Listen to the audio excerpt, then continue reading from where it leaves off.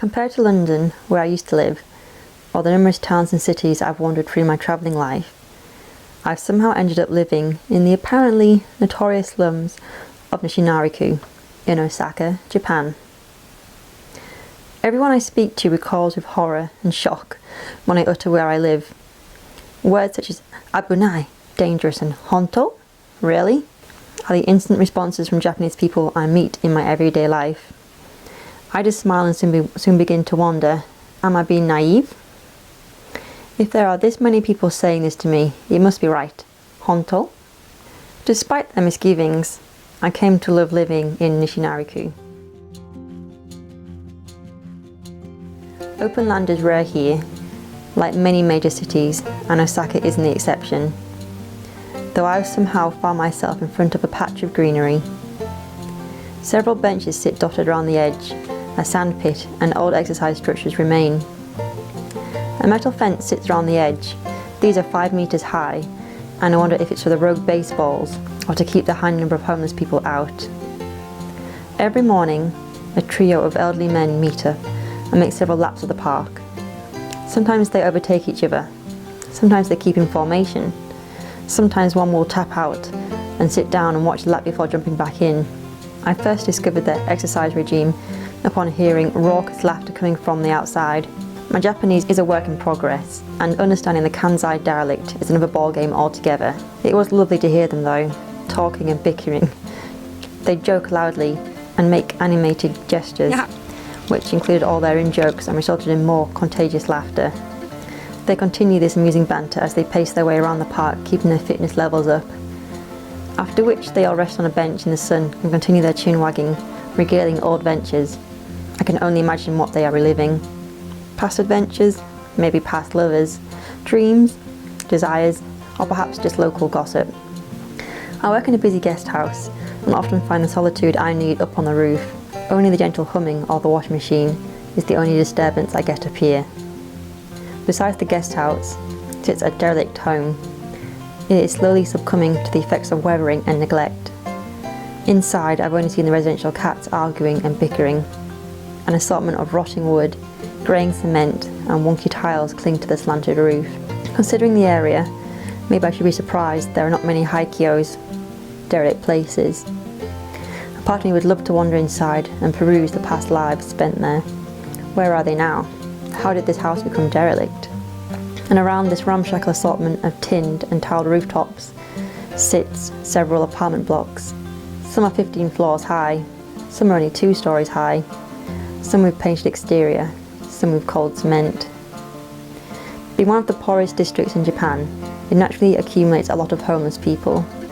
These vagabonds are no bother, unlike others I've known.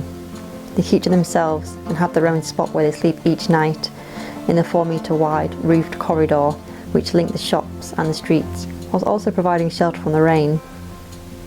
They sleep surrounded by their personal belongings, such as books, magazines, half-price bento boxes, beer cans, empty sake glasses, porn, bags of empty cans waiting to be exchanged for yen, random clothes, and bikes to the lucky ones. Some make cardboard walls and bury themselves in various blankets and sleeping bags. Their shoes sit undisturbed just outside their wall. When I walk the 24-hour supermarket, I pass them sleeping and marvel at their endurance to bear the cold each night. Never have I worried about them harassing me. They discreetly observe me, and I, as I pass them. Occasionally, after they've been drinking, they'll shout, "Hello!" But this is probably out of excitement at seeing a Gaijin, a foreigner. Another marvel found only in Osaka is a collection of cheap supermarkets known as tamade, or super tamade, for the huge 24-hour ones. Here you will find all walks of life, normally near the dodgy end of the scale. Nevertheless, I've never had a problem. Come 8 PM, the store suddenly filled with people trying to buy the half-price goods, mainly bento boxes and bakery goods. A midnight wander to the Super Tamade should be included in all tourist itineraries to experience the delights of the neon lights and the firework-themed outer display. Most evenings I will wander to Super Tamade. Something else which catches my eye late at night are the bathhouses. These are open all throughout the day and some till 1 AM. I usually head over at 11 PM. and stay over till after midnight, taking full advantage of the steam room, sauna with TV, the cold plunge pool, the jacuzzi and the jet area. Of course, my personal favourite is the outdoor pool. All of these delights are obviously enjoyed after a wash by the shower hose and tap area.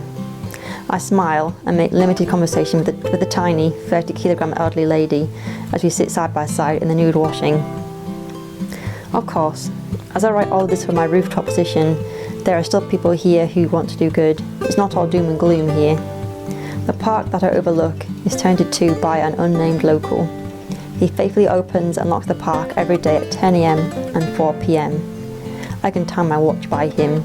The area, though once thought to be bleak and depressing, is on its way up and out of the doom. Redevelopment and new businesses are springing up.